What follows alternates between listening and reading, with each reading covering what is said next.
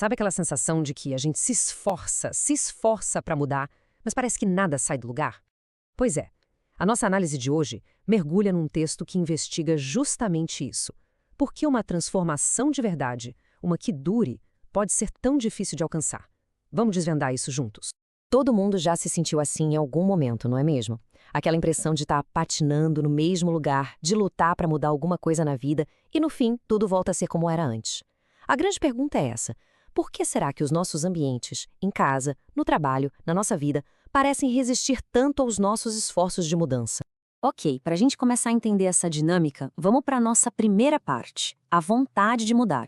É aqui que o texto base começa a apontar a raiz do problema, o que ele chama de mundo estagnado. A grande sacada aqui é que uma mudança de verdade precisa de mais do que só força de vontade. O que o texto diz é que nossos ambientes só ficam iguais porque, no fundo, nossas declarações, nossas atitudes e a nossa mentalidade não mudaram. É como se o mundo lá fora fosse, na verdade, um grande espelho do nosso mundo aqui dentro. E essa ideia, claro, já puxa o gancho para a nossa segunda parte, a batalha interior. O texto argumenta que o verdadeiro campo de batalha, o lugar onde a mudança realmente acontece, não é lá fora. É aqui dentro. E aqui a gente chega no coração da análise. Presta atenção nessa citação, porque ela é o ponto central de tudo. As guerras são vencidas primeiro no íntimo, para depois serem conquistadas no exterior. Uau! Isso vira o jogo completamente, né? Mostra pra gente onde a nossa energia para mudar precisa estar focada de verdade. Pra gente visualizar isso melhor, pensa assim.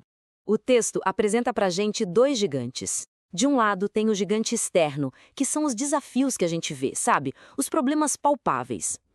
Do outro, e aqui que tá o pulo do gato, tem o gigante interno. Essas são as batalhas que ninguém vê, as de atitude, de desejo, de mentalidade. E segundo o texto, é esse gigante que decide o jogo. Tá, mas como isso funciona na prática? Para deixar tudo bem concreto, o texto traz um estudo de caso muito forte. Vamos dar uma olhada na seção 3, a lição de Davi, que é quase um conto de advertência? A história do rei Davi é um exemplo perfeito para isso. Primeiro a gente vê a vitória externa, aquela que todo mundo aplaudiu, ele derrubando o gigante Golias, um inimigo enorme, visível. Vitória total. Mas aí, anos depois, vem a derrota interna.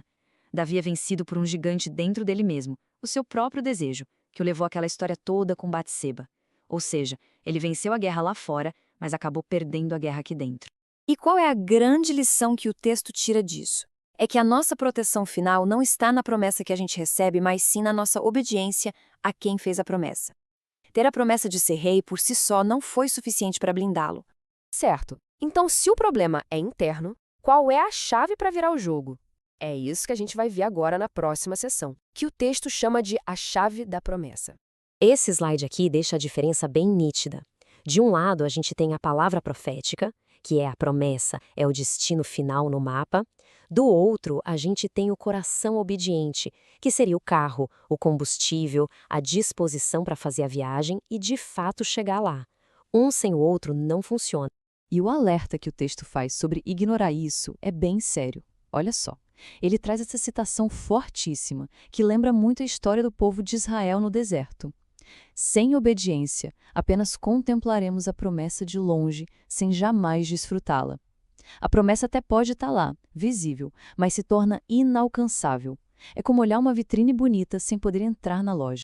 Mas calma, é super importante a gente entender o que o texto quer dizer com obediência, porque não é o que parece à primeira vista. Não se trata de uma crença passiva ou de seguir regras de forma cega. É muito mais sobre um estado ativo de alinhamento, uma sintonia fina, uma fé genuína que prepara a pessoa para receber aquilo que foi prometido. Bom, e com tudo isso em mente, a gente chega na parte final, que é sobre a aplicação prática disso tudo na nossa vida. Agora, vamos para a última sessão, a atitude de hoje e o poder do agora. A chamada para a ação aqui é muito direta, muito urgente. Não espere o dia mau chegar para buscar a Deus. Mude sua atitude hoje. O que isso quer dizer é que a preparação para as batalhas de amanhã acontece na maneira como a gente vive hoje. Então, para amarrar tudo, a grande mensagem é essa. A transformação não é um evento lá no futuro que a gente fica esperando de braços cruzados. É uma decisão que se toma no presente. A verdadeira mudança começa com a batalha que a gente decide lutar hoje, dentro da gente. E assim, Essa nossa análise toda nos deixa com uma pergunta final, que é um convite à reflexão, na verdade. Depois de tudo que a gente viu, a questão que fica no ar é: qual gigante interno precisa ser enfrentado hoje?